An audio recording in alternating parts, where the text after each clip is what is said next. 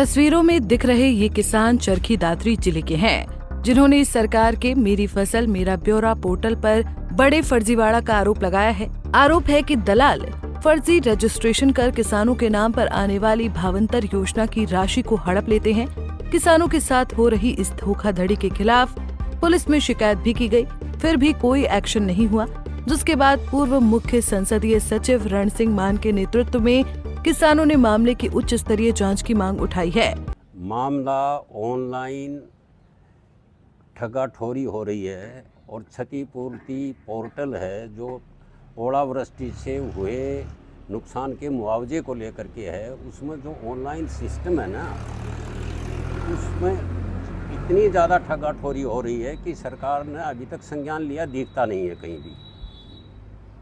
एक ये बलवान है मेरे गांव का, इसने कंप्लेंट भी दी, उसकी एफआईआर भी होगी, लेकिन उसके ऊपर कार्रवाई तो कोई नहीं है।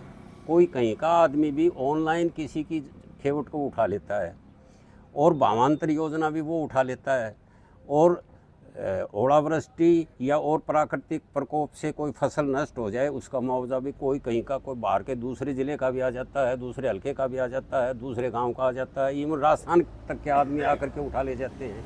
तो इससे बड़ी धांधली क्या होगी? हम किसी योजना के खिलाफ नहीं हैं सरकार की।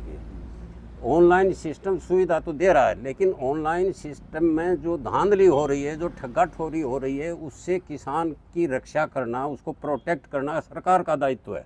मेरी समझ में, क्योंकि कोई लॉ नहीं बना है अभी, सिस्टम नया है, इसकी खामियां सरकार को हो सकता है पूरी तरह उनके संज्ञान में ना आई हो, तो हम ला रहे हैं उस संज्ञान में कि इसका ये तो कोई एक्ट बनना चाहिए, कोई लॉ बनना चाहिए, और ऐसी ठगाठोरी करने वालों के खिलाफ सख्त कार्रवाई होनी चाहिए कि ये उदाहरण बन सके, कोई और आदमी हिम्मत ना कर सके ये ठगाठोरी करने की।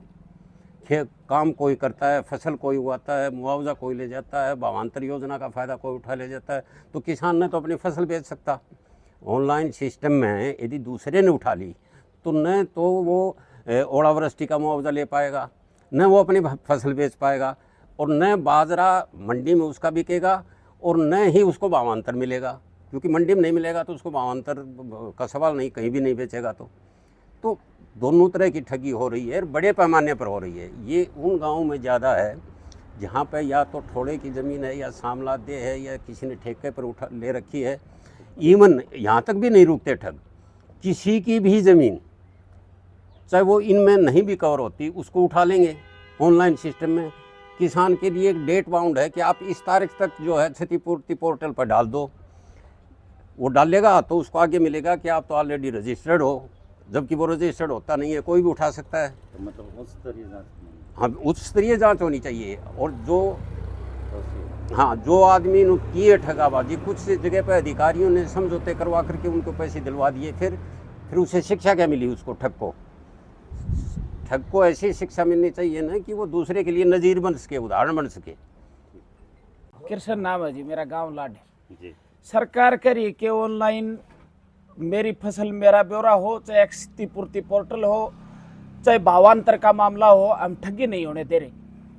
2022 में हमारी जमीन को किसी राजस्थान के आदमी ने ऑनलाइन कर लिया, जिससे हम बाजरा बेचने से भी वंचित रह गए और भावांतर मिलने से भी वंचित रह गए।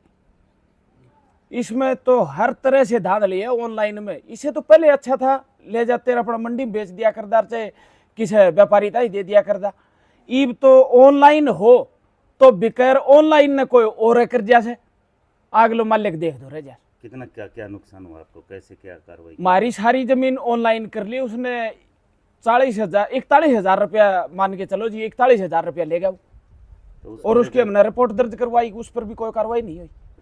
हमने एफआईआर भी कटवाई है, हम अधिकारियों से भी मिले हैं, उनने भी हमारा कोई सोल्यूशन नहीं किया। 1 साल से ज़्यादा हो गया हमने दरखास्त लगाई, वो भी बोल रहे हैं कि आपका करवा देंगे जैसे तैसे करके। इसका मतलब तो ये है कि इससे संबंधित अधिकारी हैं वो भी मिले हुए हैं, उनकी मिलीभगत से हो रहा है ये काम, और सरकार भी कोई संज्ञान नहीं लेती। सरकार की भी मिलीभगत है, सरकार भी अपने चहेतों को कर रही है ये काम। तो क्या मांग करते हैं आप? हम तो ये मांग करते हैं कि इससे तो पहले जो बगैर ऑनलाइन का सिस्टम था वो ठीक है, उसमें अपने बेच ले, ऐसे मुआवजे में हो रहे। अब हमारी फसल है, मेरी फसल मेरा ब्यौरा पर, वो ऑनलाइन नहीं हो रही, अब बेचना भी है, क्षतिपूर्ति पोर्टल पे उतनी ये जमीन ऑनलाइन होगी जितनी पहले मेरे फसल मेरा ब्यौरा पर, वो भी पूरी नहीं हो रही हमारी।